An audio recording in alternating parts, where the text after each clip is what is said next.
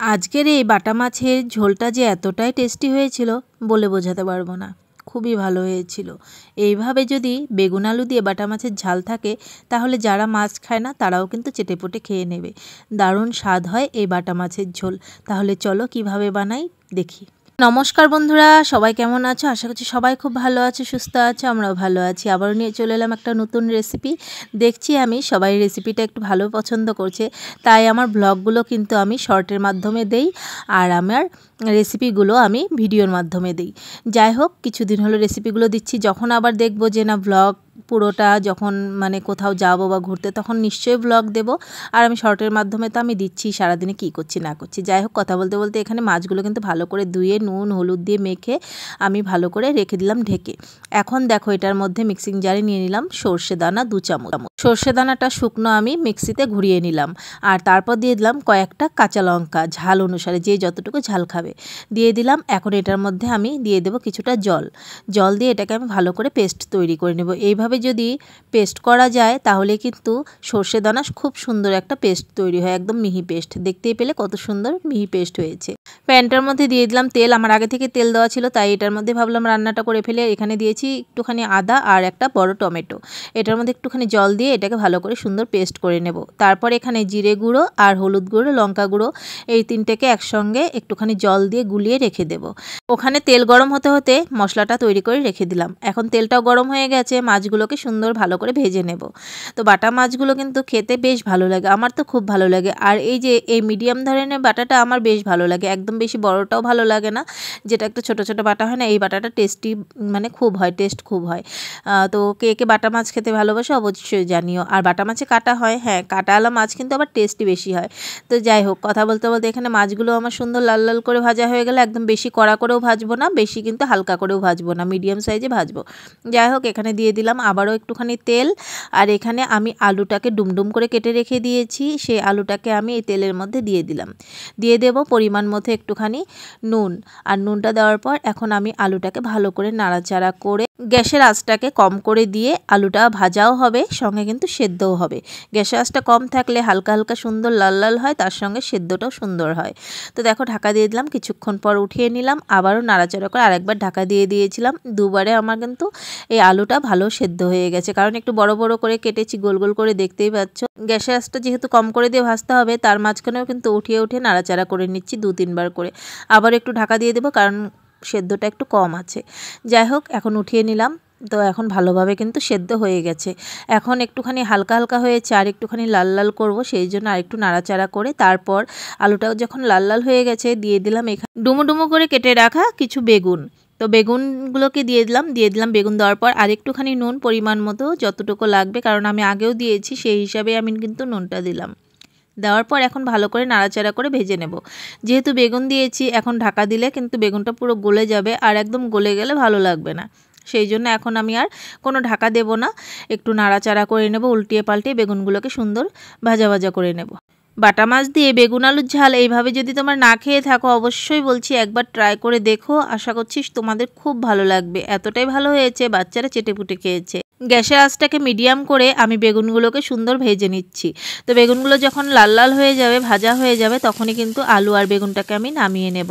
তো বেগুনটা ভালো করে ভাজা না হলে কিন্তু খেতে ভালো লাগবে না। তো দেখতে পাচ্ছ বেগুনটা সুন্দর ভাজা হয়ে গেছে, আর এখন সমস্তটাকে আমি নামিয়ে নেব। আলু আর বেগুনটা একসঙ্গে নামিয়ে নেব একটা পাত্রের মধ্যে। এইভাবে ভাজা করেছি যে বেগুন আর আলুটা কিন্তু এমনিও খাওয়া যাবে, সুন্দর ভাজা হয়েছে। যাই হোক, দিয়ে দিলাম কড়ার মধ্যে আবারও খানিকটা তেল। আর তেলটা অবশ্যই তোমাদের আন্দাজ অনুযায়ী দেবে, যে যতটুকু খাও। আর একটুখানি দিয়ে দিলাম কালো জিরে, তার সঙ্গে 2টো শুকনো লঙ্কা।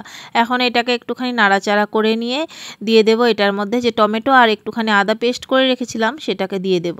দেওয়ার পর এটাকে আমি ভালো করে নাড়াচাড়া করে নেব। মিক্সিটা ধুয়ে আর একটুখানি জল দিয়ে দিলাম সামান্য নুন পরিমাণ মতো। একটুখানি নাড়াচাড়া করেই যে আমি জিরা গুঁড়ো, তার সঙ্গে হলুদ গুঁড়ো, লঙ্কা গুঁড়ো আমি এটাকে জল দিয়ে মিশিয়ে রেখেছিলাম, তাহলে কিন্তু ঝোলটা ভালো হয়। যখন গুঁড়ো মশলা ইউজ করবে তখন কিন্তু একটুখানি জল দিয়ে যদি ভিজিয়ে রাখা যায়, তাহলে কিন্তু ওই মশলাটা দিয়ে রান্না করলে খেতে ভালো লাগে। তো দিয়ে দিলাম, দেওয়ার পর এখন ভালো করে কষাতে হবে যতক্ষণ না তেল ভেসে উঠেছে। তো দেখো, এখানে কষাতে কষাতে কিন্তু সুন্দর তেল ভেসে উঠেছে, বুঝতেই পারছো মশলাটা কষানো হয়ে গেছে। আর মশলাটা ভালো করে না কষলে জিরের গন্ধও করবে, তার সঙ্গে কাঁচা টমেটোর গন্ধও করবে। সেই ভালো করে কষিয়ে নিয়ে তারপর যে বেগুন আর আলুটা ভেজে রেখেছিলাম সেই বেগুন আলুটাকে দিয়ে সমস্ত মশলার সঙ্গে মিক্সড করে নিতে হবে, যাতে সমস্ত মশলা বেগুন আর আলুটার মধ্যে ঢুকে পড়ে। আর দেখতে কি ভালো লাগছে না? এইভাবে কিন্তু খেতেও কিন্তু খুব ভালো লাগবে। গরম গরম ভাতে যদি এই মশলা বেগুনটা থাকে দারুণ লাগবে কিন্তু। যাই হোক, এখানে মশলাটা একটুখানি নাড়াচাড়া করে নিয়ে বেগুন আলুর সঙ্গে দিয়ে দিলাম যে সর্ষে আর কাঁচা লঙ্কাটা পেস্ট করে রেখেছিলাম সেইটাকে দিয়ে দিলাম সামান্য একটুখানি কাঁচা সর্ষের তেল, যেহেতু সর্ষে দিয়েছি তাই একটুখানি নাড়াচাড়া করে নেব। সর্ষে দেওয়ার পর কিন্তু বেশিক্ষণ আমি নাড়াচাড়া করব না, তো একটুখানি সময় নিয়ে নাড়াচাড়া করে নিয়ে তারপর এটার মধ্যে দিয়ে দেব আমি ভেজে রাখা মাছগুলোকে। যাই হোক, একটুখানি ভালো করে নাড়াচাড়া করে সমস্ত মশলাটা বেগুন আলুর সঙ্গে মিক্সড করে নিলাম, দিয়ে দিলাম এখন বাটা মাছগুলো যে ভেজে রেখেছিলাম সেই মাছগুলোকে দিয়ে দিলাম। আর দেওয়ার পর এই মাছগুলোর সঙ্গেও কিন্তু আস্তে আস্তে করে আমি সমস্ত মশলার সঙ্গে মিক্সড করে নেব, যাতে মাছগুলো না ভেঙে যায়। এই জন্য আস্তে আস্তে করেই কিন্তু মশলার সঙ্গে মাছগুলোকে মিক্সড করব। তো চলো, এখানে মিক্সড হয়ে গেছে, দিয়ে দিলাম আমি পরিমাণ মতো জল। বাটা মাছ দিয়ে বেগুন আলুর ঝালটা একটুখানি মাখা মাখা করব, তো পরিমাণ মতো জল দিয়ে দিয়েছি, কারণ এখন ভালো করে বলক উঠাতে হবে যাতে মাছের মধ্যে সমস্ত মশলার গন্ধটা চলে যায়, সেই জন্য আমি ভালো করে বলক উঠিয়ে নেব। তো এখানে একটুখানি সমস্তটা সমান করে দিচ্ছি, মানে ঝোলের মধ্যে মাছগুলোকে ডুবিয়ে দিচ্ছি, তাহলে মানে ঝোলের বলকে মাছগুলো সুন্দর মানে হবে আর মাছের গন্ধটা পুরোটা ঝোলে ছড়িয়ে যাবে। দেখতে কি ভালো লাগছে না? হ্যাঁ, দেখতে যেরকম লাগছে না, খেতেও কিন্তু অসাধারণ লেগেছে। তোমরা অবশ্যই বলছি একবার ট্রাই করে দেখো, দারুণ লাগে বেগুন আলু দিয়ে বাটা মাছের ঝাল। অবশ্যই একবার ট্রাই করে দেখো। গ্যাসের আঁচটাকে মিডিয়াম করে একটু সময়ের জন্য ঢাকা দিয়েছিলাম, যাতে মাছের গন্ধটা পুরো ঝোলের মধ্যে ছড়িয়ে যায়, আর যদি বেগুন বা আলু একটুখানি শক্ত বা কিছু থাকে সেটাও সেদ্ধ হয়ে যাবে।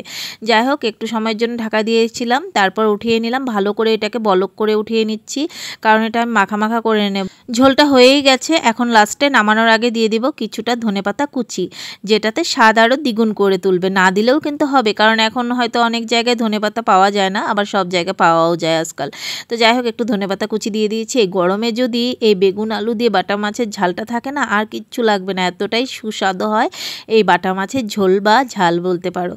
নামিয়ে নিয়ে কিছুক্ষণের জন্য রেস্টে রেখেছিলাম, এখন উঠিয়ে নিলাম ঢাকনাটাকে, আর দেখো উপর দিয়ে পুরো সর পড়ে গেছে, কি যে ভালো লাগছে দেখতে। হ্যাঁ হ্যাঁ, ভালো লাগছে তো দেখতে, কিন্তু খেতেও কিন্তু দারুণ হয়েছে। একবার অবশ্যই সবাইকে বলছি, যারা যারা আমার ভিডিওটা দেখছো, একবার এইভাবে বাটা মাছের ঝোলটা ট্রাই করে দেখো, আশা করছি তোমাদের খুব ভালো লাগবে। ওই একঘেয়েমি না খেয়ে বেগুন আলু দিয়ে ঝোল তো আমরা অনেক ধরনেরই খাই, কিন্তু এইভাবে একবার সর্ষে দিয়ে এইভাবে একবার খেয়ে দেখো, আশা করছি তোমাদের খুব পছন্দ হবে। এই লাল লাল করে বেগুন আলু দিয়ে বাটা মাছের ঝালটা দারুণ লাগবে, আর বাড়ির সবাই কিন্তু বলতেই হবে যে খুব স্বাদ হয়েছে আজকে বাটা মাছের ঝোলটা। দেখতেও যেমন হয়েছে লাল লাল, খেতেও সেরকম হয়েছে। কিন্তু এই গরম গরম ভাতে একটু বাটা মাছের ঝোল নিয়ে একদম মোছা মোছা করে মেখে খেলে কি যে ভালো লাগবে। যারা যারা আমার ভিডিওটা দেখছো, প্লিজ যাবার আগে একটা কমেন্ট করে যেও ঝোলটা দেখতে কেমন হয়েছে। আর যারা নতুন আছো আমার চ্যানেলে, প্লিজ চ্যানেলটা সাবস্ক্রাইব করা না থাকলে সাবস্ক্রাইব করে আমার পাশে থাকার অনুরোধ করছি। আর যারা আমার ফেসবুক পেজ থেকে দেখছো, যদি ফলো করা না থাকে আমার ফেসবুক পেজটা, প্লিজ ফেসবুক পেজটাকেও ফলো করে আমার পাশে থাকার অনুরোধ করছি। আর সবাই ভিডিওটা ছেড়ে যাওয়ার আগে একটা করে প্লিজ লাইক করে দিও। আর তোমাদের জন্য তাহলে আরও সুন্দর সুন্দর কিন্তু আমি রেসিপি শেয়ার করব। জানি অনেকেই কিন্তু রেসিপি দেখতে খুব পছন্দ করছো, তাই আমিও খুব উৎসাহিত হব যখন তোমাদের লাইক কমেন্ট পাবো, তখন আর সুন্দর সুন্দর রেসিপি দেওয়ারও আমারও উৎসাহটা আরও বেড়ে যাবে। যাই হোক, এখন একটুখানি বাটা মাছ বেগুন আলু দিয়ে ঝোলটা যে বানিয়েছি সেটা একটুখানি গরম ভাতের উপরে দিয়ে দিলাম। আর মাম্মা বলছে তাড়াতাড়ি দাও, ঝোল দেখেই নাকি ওর খিদে পেয়ে গেছে, এতটাই দেখতে সুন্দর হয়েছে। খেয়ে কি বলে সেটাও দেখতে পাবে। আর এখানেই দেখো গরম ভাতে এই যে বেগুন আলু দিয়ে বাটা মাছের ঝালটা দিয়ে দিলাম। তোমাদের দেখে লোভ লাগছে কিনা সেটা কিন্তু অবশ্যই জানিও। আর অবশ্যই বাড়িতে বারবার বলছি ট্রাই করে দেখো, তাহলে সবাই বুঝতে পারবে কতটা স্বাদ হয়। তো মামা বলছে এখন গরম খেতে পাচ্ছি না, কিন্তু আমি বলছি চল ওখানে গিয়ে আমি খাইয়ে দিচ্ছি। বলছে না আমি একাই খাবো আজকে। ও কিন্তু অতটা বেগুন আলু এগুলো কিন্তু পছন্দ করে না, আমি নর্মালি যে যদি বানাই ঝোল, কিন্তু আজকেরটা দেখে বলছে একটু বেগুনও নিয়ে নিয়েছে দেখো ভাতের সঙ্গে, আর সুন্দর একা একাই কিন্তু মেখে মেখেও খেয়ে নিচ্ছে। তাহলে চলো বন্ধুরা, আজকের ভিডিওটা এখানেই শেষ করছি। সবাই ভালো থেকো, সুস্থ থেকো, আবার আসবো।